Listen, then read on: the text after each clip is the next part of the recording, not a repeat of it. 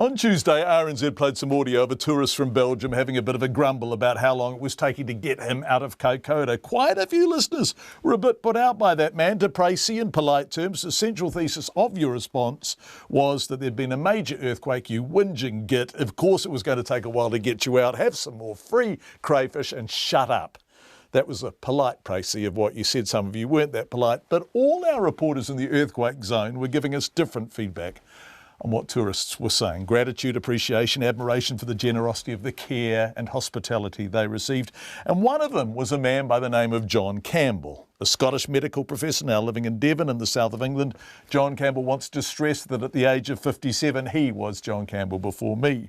Now, without wanting to make light of the damage, John Campbell the first has found it all rather extraordinary, having never felt an earthquake before.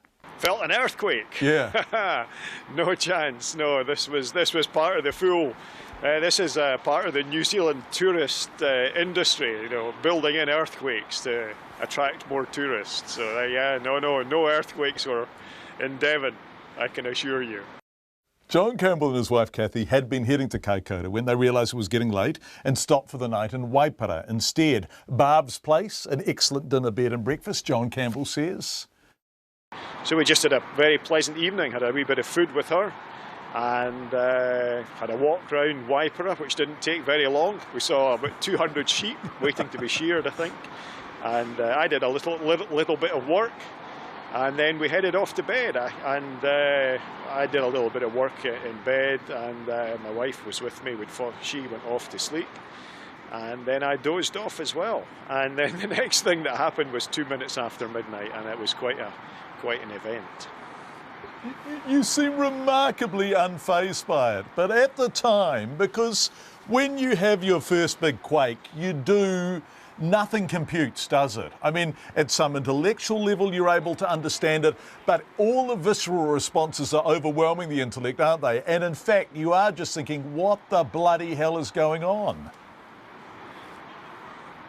The whole thing was unbelievable, to be honest. What actually happened was I was awakened by, first of all, the wardrobe, which was on my side of the bed. The wardrobe was creaking.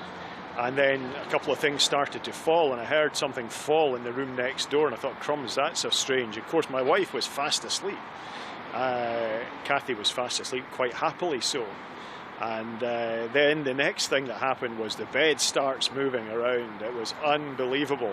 And I said, Kathy, it's an earthquake. And we'd just been to Christchurch the day before, round the museum, the earthquake museum, and I think she was thinking, he's at it again, this is a complete wind-up. And I said, Kathy, waking up, there's an earthquake. And then the room started shaking, and at this point the bed was going up and down, the walls were shaking, the lights were shaking, and of course the electricity was off, so it was all complete darkness. Then there was the tsunami warnings and the aftershocks, so did they pack up and head home? No way! Unlike the Belgian man in Kokoda, John Campbell wanted to stay. No, we would have an absolutely fantastic time. This is a magnificent country that we're in, and we've loved every minute of it, even the earthquake. I mean, I say to folk, why do you want to build in the whitewater rafting and the bungee jumping when you can get the real thing for free? So, no, we've had a wonderful time. We've come up from Doubtful Sound, up through the South Island, and it was tricky because the next day when we set out again the next day on Monday morning, we tried to get up through Lewis Pass, and of course we ended up getting up towards Hamner Springs, and I found that was closed. So the guys were out clearing up cracks in the road and lifting out rockfall. So we ended up with a huge detour. The day before we'd done the Transalpine across Arthur's Pass, so a day after we then had to go and drive it as a detour to get up to Picton. So it was a long detour, but that took us up round Pancake Rocks, and we had a great time there a couple of days ago and got a really good walk in there as well. So it's a marvellous country, and we've not been put off by it. It is a bit disconcerting when every so often the earth gives way and there's another bump, but I think I've almost kind of got used to that. So yeah, fantastic.